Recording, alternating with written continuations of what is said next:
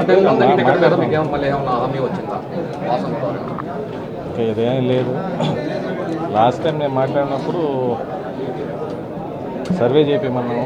Survey చేయించి మళ్ళీ పిలుస్తానని చెప్పారు.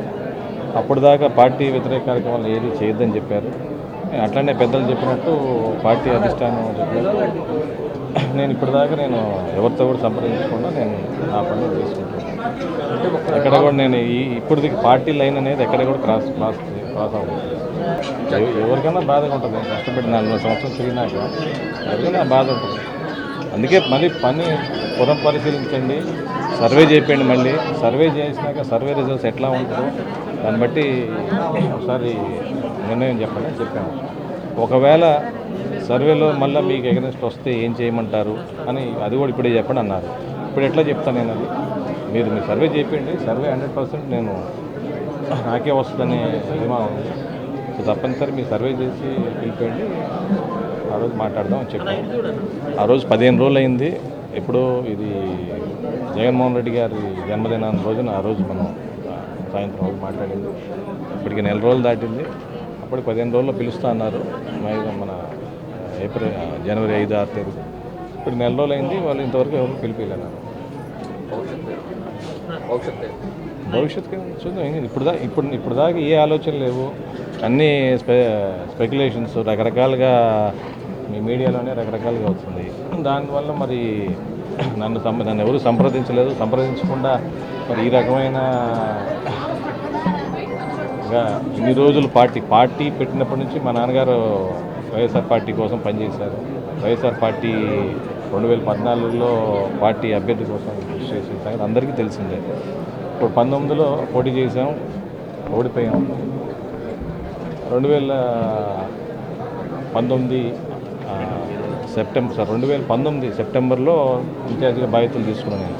అప్పటి నుంచి కూడా ఏ విధంగా నేను తిరిగింది అందరికీ తెలిసిందే. ముఖ్యంగా 175 నియోజకవర్గాల్లో కంపేర్ చేసుకుంటే నేను ఏ రకంగా తిరిగింది, ఏ రకంగా అందరితో మమేకమై ప్రజల్లో ఉంది అందరూ కూడా గమనిస్తూనే ఉన్నారు. చివరిలో ఇక మనం పోటీ చేస్తాం, 100% మనం గెలుస్తామనే తరుణంలో ఈ రకంగా జరగటం అది కొన్ని శక్తులు జగన్మోహన్ రెడ్డి గారు తప్పనిసరిగా నా మీద మంచి అభిప్రాయం ఉంది. కానీ మధ్యలో కొన్ని శక్తులు ఈ క్యాండిడేట్ని మార్చే దాంట్లో అవి పనిచేసింది. సో అది నాకు చాలా బాధగా ఉంది. సో ఇప్పుడు కూడా పార్టీకి కట్టుబడే, పార్టీ చెప్పినట్టే, అధిష్టానం చెప్పినట్టే ఎక్కడ మిగతా నియోజకవర్గాల్లో వ్యతిరేక కార్యక్రమాలు నేను ఎక్కడ చేయలేదు. ఈరోజు కూడా నేను పార్టీ స్టాండ్ మీద ఉన్నా. కానీ ఈ రకంగా మరి నా మీద ఇట్లా జరగటం నిజంగా చాలా బాధ. నేను ఈ రోజు వరకు పార్టీ మారుతానని నేను ఎక్కడ చెప్పలేదు. నేను ఎవరిని కలవలేదు. ఎక్కడన్నా మీరు నేను ఎవరితో మాట్లాడినట్టు కానీ లేదా నేను ఎవరన్నా కలిసినట్టు కానీ ఏమైనా ఉన్నాయి?